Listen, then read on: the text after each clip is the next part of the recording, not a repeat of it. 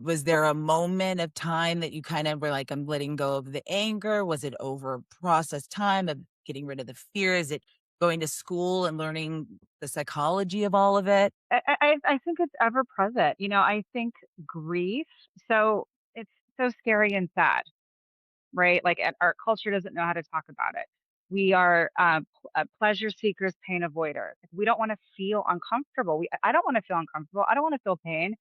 So I push it down. I don't talk about it. I cope, do kind of like the instant gratification things to make me feel better in the moment that don't make a difference or last in the long run. And so learning how to look at it as, I mean, this sounds really cheesy, but like learning how to look at it as a gift. And it's it's ever changing. So my grief, your grief, one's grief, it's ever present, but it's ever changing.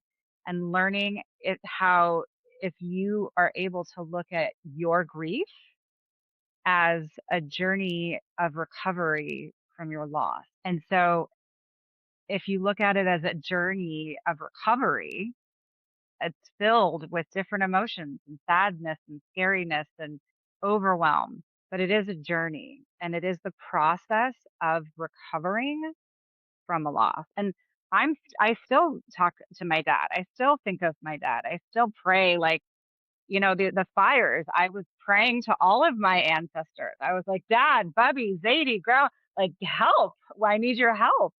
And so I don't think, learning that you have that accessible to you too, and you have their strength in you, and you can access that, when you need them. I love that, and I find that to be true. I also wanted to ask, I'm seeing a lot of unhealed people, right? So everyone wants to go on this healing journey, this healing, but they don't wanna walk through the grief. Like, while I've been Yeah. grieving Cherie, I've been putting on beaches just to extra cry. Like, why, Shauna? Because you know why? I'm gonna just go all in and I'm watching all of but then I'm just staring. It's the weirdest thing. I just was staring for Yeah. those few weeks at just nothing. And people wanna just occupy their time nonstop and just not walk through it, right?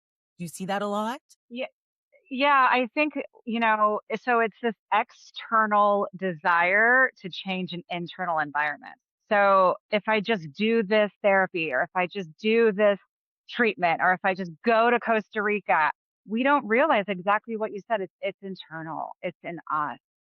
But we don't want to go there because that's painful and that's difficult. But if I, drink this smoothie, if I do this cleanse, if I talk to that person, if I dye my, then I'll feel better. And so, it's a falsity that we're looking at instead of we're hoping that getting an external thing will cure an internal environment, and that's not the case. And it's exactly what you said.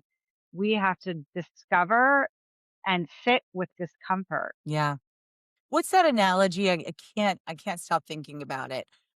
You were on this podcast and you were so you're just great. I just think you're so great.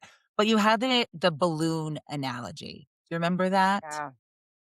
Yeah. Will you so I don't mess it up? Yeah, yeah, it's like life or anxiety or fear, with if you think of a pool and a balloon and your anxiety is the balloon and you're like, "Oh, no, I'm not gonna, no, no, no, not right now. We're not gonna talk about it. We're not gonna think about it." You keep trying to push the balloon down. It's not gonna go away. It's not in its nature and it needs to come up and it needs to express itself. And so you could look at your grief like the balloon. Now's not the time. I'm at work. We're at dinner. It's not the time for it. You're pushing it down. But it does come up and it will come up. And it could show up somatically. It could show up in our health. It can show up in illness. It can show up in physical pain. And so I encourage my clients and my patients to take your hand off of the balloon and just become a witness essentially to your experience, to your grief.